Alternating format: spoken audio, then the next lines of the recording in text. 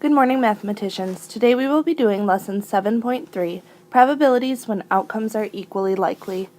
Our goal for today is to review basic vocabulary and concepts of probability and to introduce finding probabilities for events when all the possible outcomes are equally likely.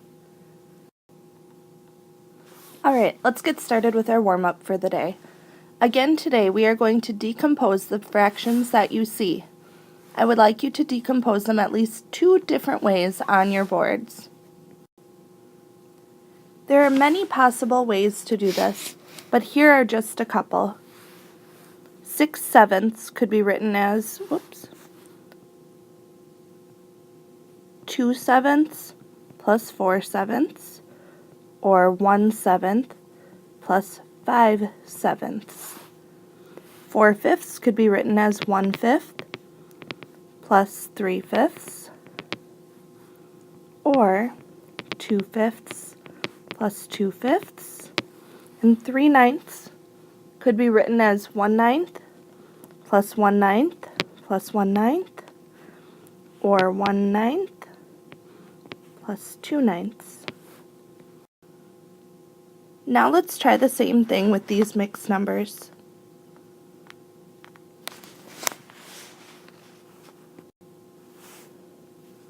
One and 2/8 could be written as 1 plus 2/8,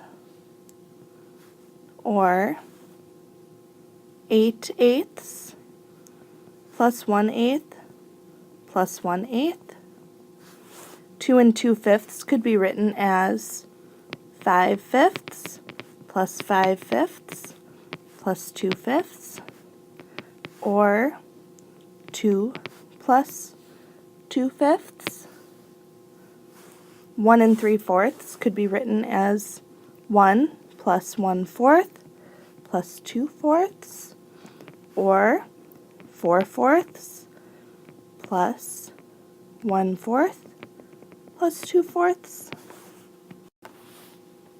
Alright, we can erase our boards and put them to the side. There are many expressions people use to describe the likelihood of an event.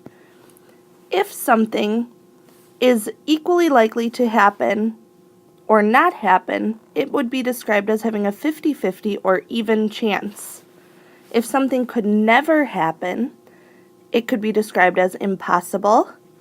And if it is less than a 50-50 or even chance, you might hear words like unlikely, very unlikely, or extremely unlikely to describe that situation. If things have more than a 50-50 chance of happening, you might hear things like likely, very likely, or extremely likely to describe that. And if it must happen, it could be described as certain. Let's take a look at 3 of our phrases now. We'll look at 50-50 chance or even chance, very unlikely, and extremely likely. I want you to think of which phrase best describes the chance of picking a red card from a regular deck of playing cards. Turn and talk to your partner about this now. If you said a 50-50 chance, you are correct, because there are 52 cards in the deck, 26 are red and 26 are black, so you'd be equally likely to pick a red card as a black card. Now let's take a look at some other scenarios and see which phrase would best describe that scenario. What would the likelihood be of picking a face card from a deck of cards? We can take a look now at any of those phrases. If you said unlikely, you would be correct because there are not that many face cards. There are only 3 face cards in each suit, which would make 12 cards in all. What about the likelihood of picking a heart from the deck? If you said unlikely, that would be a good word to describe that, because there are 4 suits, and hearts is only one of those 4 suits. What's the likelihood of picking a heart, diamond, or a club?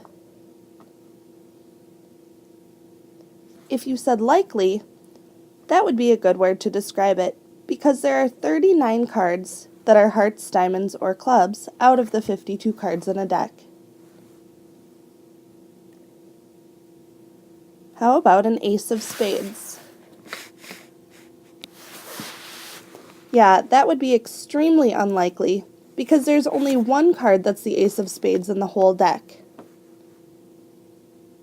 Now how about a card that is not the ace of spades? That would be extremely likely, because there are 51 cards that are not the ace of spades. How about the 46 of diamonds? If you said impossible, that is correct, because there are no cards that are the 46 of diamonds. And finally, how about a card that is not the 46 of diamonds? If you said certain, you would be correct, because all of the cards are not the 46 of diamonds. Let's take a look at our work for today. It says, a deck of regular playing cards is placed in a bag. You shake the bag, and without looking, pick one card. How many possible outcomes are there? That means how many cards are there in the bag? Well, we know that there are 52 cards in a regular deck of cards. So there's 52 possible outcomes. Number 2 says, are the outcomes equally likely? Hint, does each card have an equal chance of being chosen? Yes. Each card is equally likely to be chosen if they are put in a bag. Next it says, number 3, find the probability of each event. Probability of an event equals the number of favorable outcomes over the number of possible outcomes.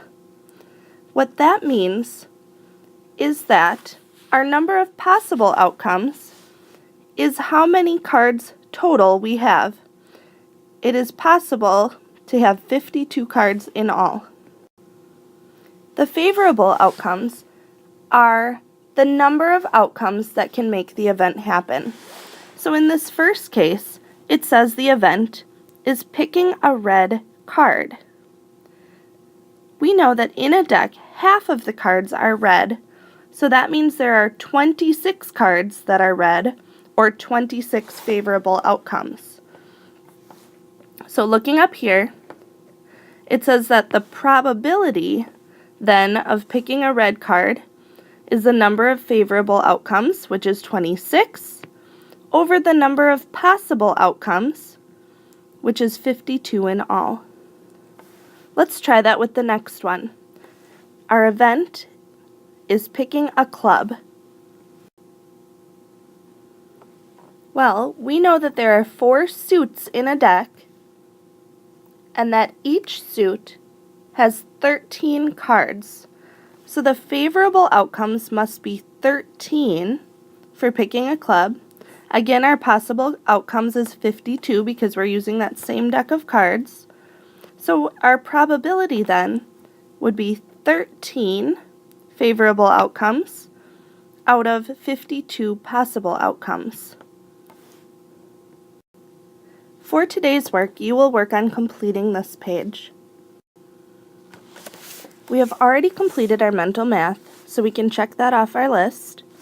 We started working on Math Journal page 192, and you'll finish that at your spot. You have math boxes 7.3 to work on, and then you will be playing fraction of, which is in your reference book on page 244 and 245. If you get finished with activity A, activity B is blend space practice B, and activity C is Math Masters 211, and then blend space choice activity. Make it a great day.